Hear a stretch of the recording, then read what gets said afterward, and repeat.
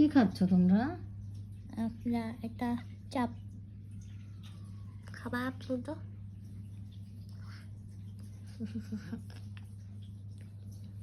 ছোট কি খাচ্ছে ছোট? এটা একটা মাংস দিই তো মাংস মাংস ছোট খাবার না আচ্ছা খাই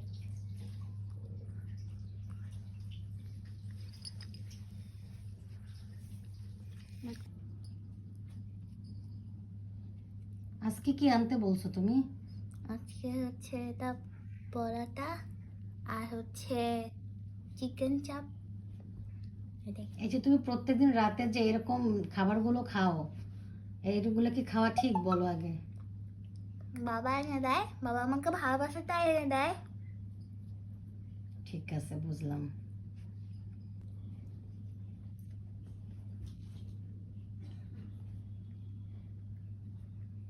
তোমার ফেভারিট কি, গরু না মুরগি? গরু